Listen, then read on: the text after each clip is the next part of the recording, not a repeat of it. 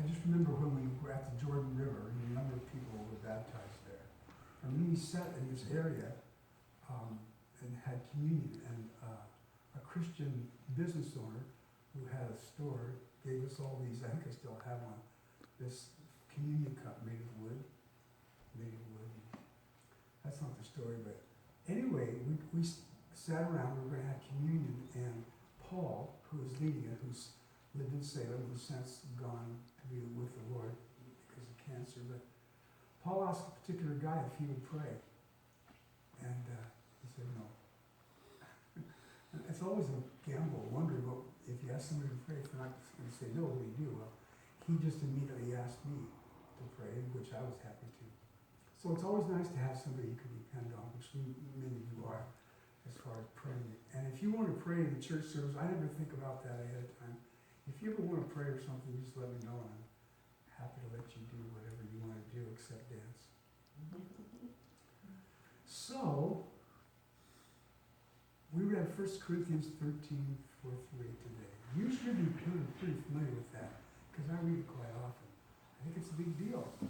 Love is, and I can't think of it, but anyway, I'll read it a little bit. But it's often referred to as the love chapter. I think I told you this. It's often used in weddings to read to couples. And I think probably most couples just don't think about it. They just want to get married, and they don't understand the importance of that kind of sacrificial love. But that's the kind of love that God has for us, that he asks for us. And it really provides that vivid description of what godly love looks like in action. And it beautifully complements, I think, 1 John 4:7-12, which is what our text is this morning. And it does that by offering practical ways to live out the love that originates from God. So, I want to show you how these two passages connect this morning and how they relate to Thanksgiving. So number one, love's characteristics reflect God's nature. In 1 Corinthians 13:4-5, it said, love is patient and kind. Love does not envy or boast, and it is not arrogant or rude.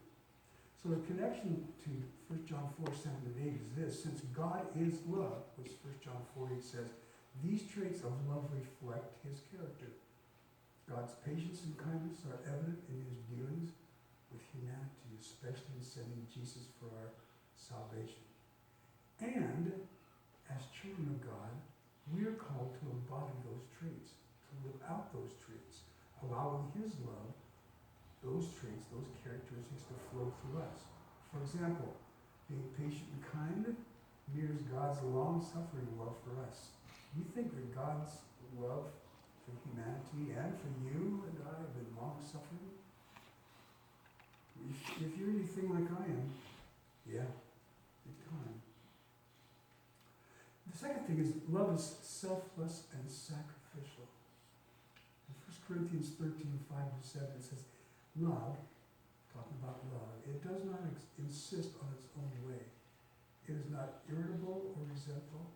It does not rejoice at wrongdoing, but rejoices with the truth. Love bears all things, believes all things, hopes all things, and endures all things. That last statement of the all things, love bears all things, believes all things, hopes all things, endures all things. That means love doesn't pick and choose. I will endure this because I love you, but not this. I will endure this level, 20% of what I have to endure with you, I will endure. But the other 80%, you're on your own, Jerome. I'm not going to do that.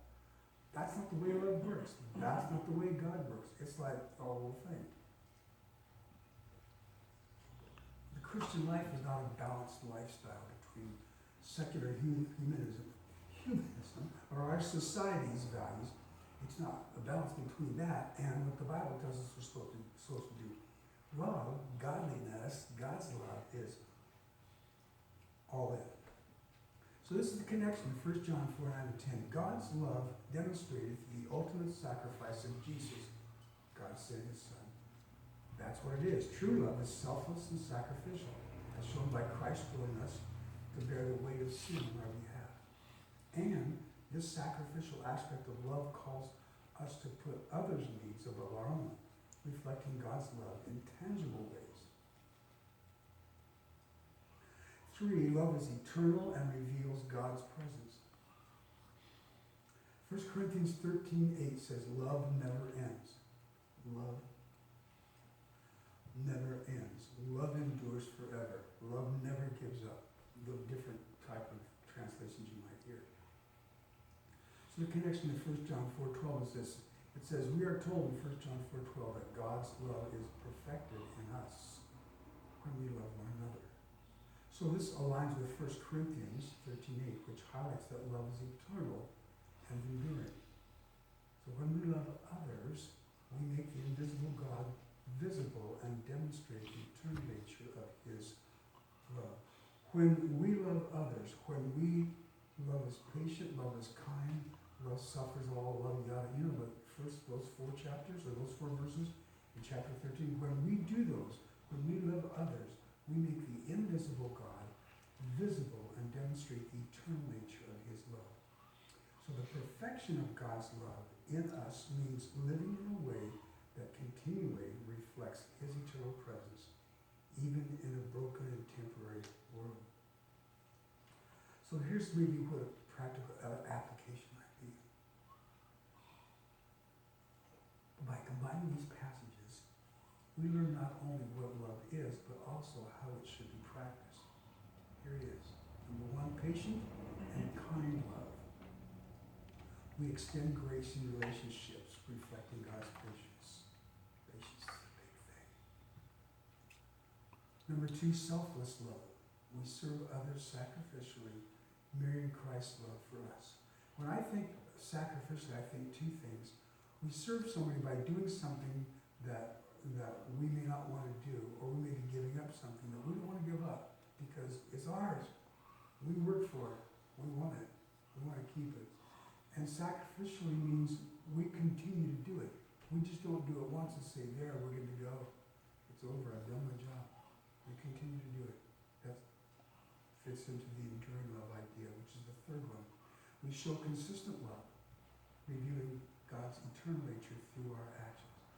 We show consistent love. It's not an occasional thing. We try to be consistent, doing it as often as we can. And that reveals God's eternal nature through our actions. You might want to imagine a stained glass window. We got some stained glass windows. I don't know how effective these are in terms of like other stained glass windows. You've either seen pictures or movies or been where you've seen cathedrals with stained glass windows and the sun's just shining through, and it's amazing. But if you can imagine a stained glass window, the beauty of the window comes alive when the sunlight shines through it. Similarly, when the light of God's love shines through our actions, it displays his nature to the world.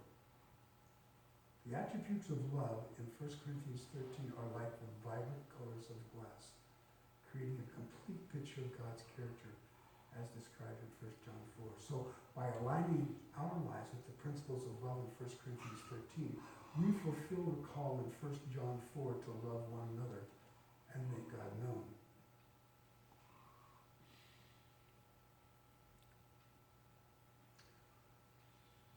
So the themes in 1 John 4, 7 to 12, and 1 Corinthians 13, 4 to 8 align perfectly with the spirit of thanksgiving, because they both emphasize gratitude, love, and selflessness. So here's how these scriptures can be applied during the Thanksgiving season.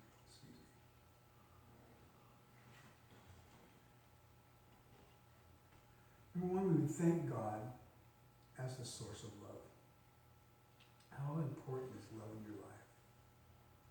I would be lost if the important people in my life did not love me. I've got a daughter and a son-in-law and a daughter-in-law who demonstrate love toward me.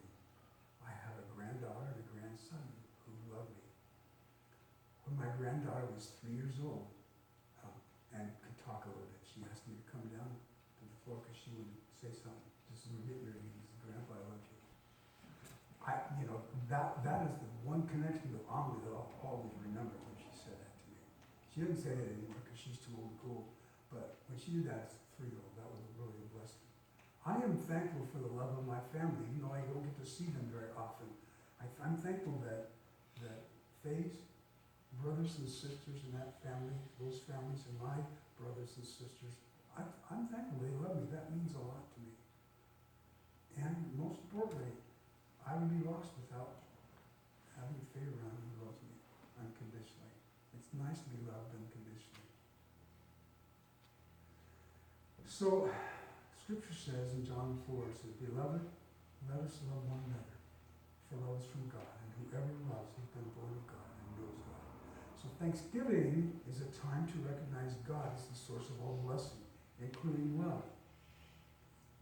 So we can use this season to reflect on the many ways God has shown his love to us through creation, provision, and most importantly, the gift of his Son.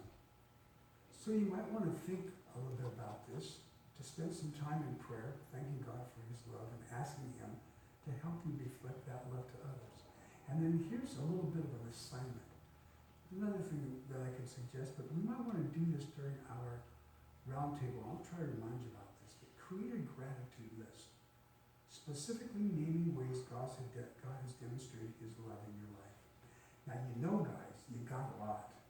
You do. You've got spiritual and emotional things, blessings that you've experienced, material things, family things, relationship things, all kinds of things that you could express gratitude for, a gratitude list. So I'm challenging you to put together a gratitude list, and we will share those next Sunday, and I will try to remind you during the week. How's your gratitude list coming? Okay, I will ask you that. And here's the deal. I expect you to follow through. I do. We don't do that very often when I ask you guys to do stuff. I'm going to be bugging you. And if you don't, you can't have dessert next Sunday. Another one would be to express gratitude through sacrificial love. That's in 1 John 4:9-10. And this is what it says. In this, the love of God was made manifest among us, that God sent his only Son into the world so that we might live through him. So here's the application. Thanksgiving is not just about what we receive, but also about how we give. God's love was most clearly shown through his sacrificial giving of Jesus. Yeah? So as we celebrate, we can imitate this selflessness by putting others' needs ahead of our own. How would I do that?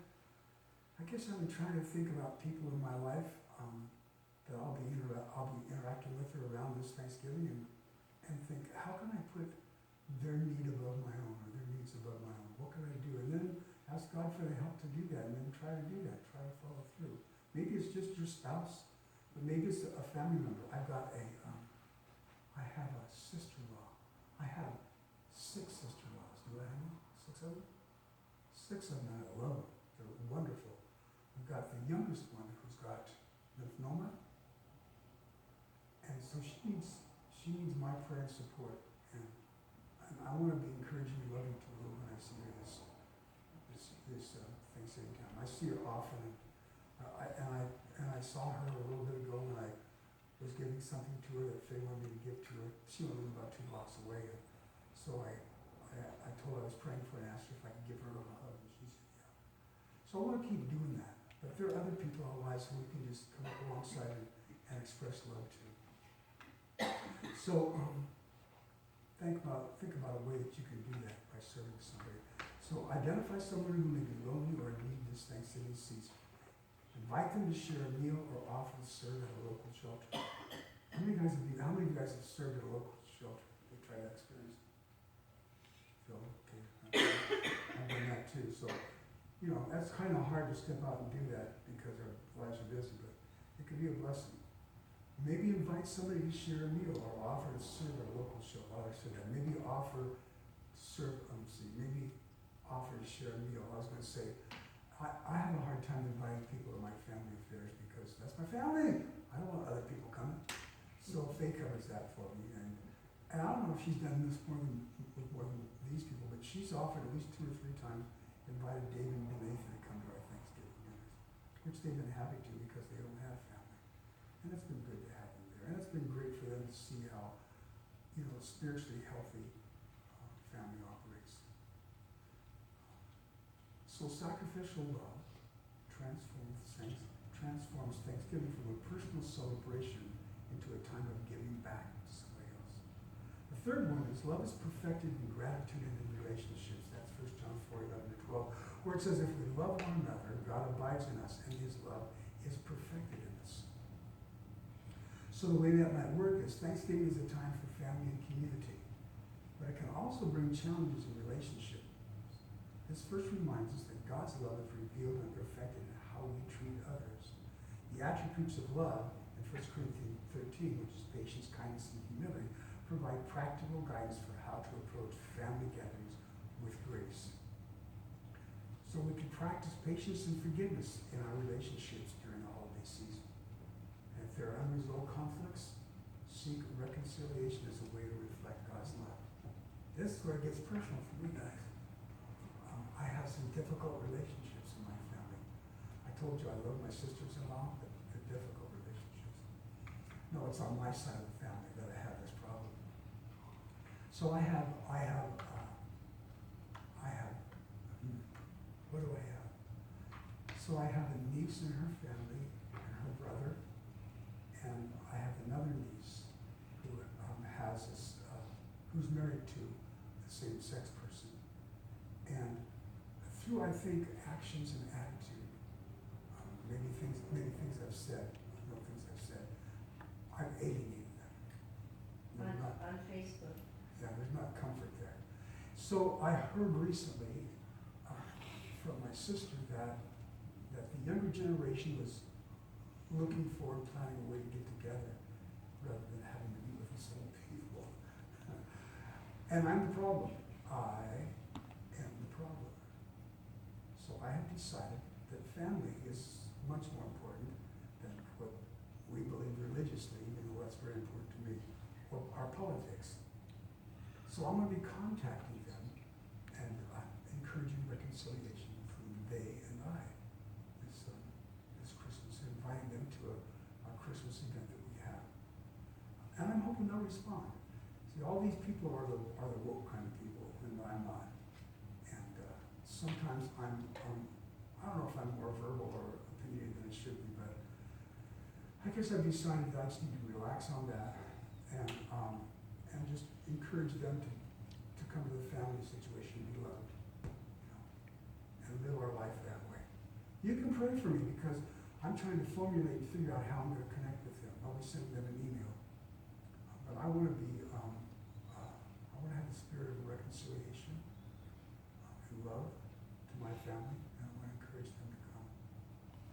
So, we all know the story, but it's the first Thanksgiving when the Pilgrims and the Native Americans, despite their cultural and language differences, they shared a meal together in a spirit of unity and gratitude. I've often thought about that story as I've listened to it and read it and wondered, that one must have been tough because I think the Native Indians felt threatened by having those white people there. I think at that point they may not have done too much about it, but they were threatened. And they didn't speak English.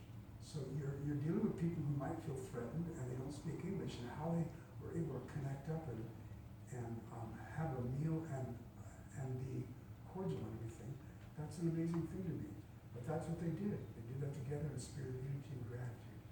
So this act of mutual kindness reflects the principles in 1 John 4 and 1 Corinthians 13, where love overcomes differences and builds community.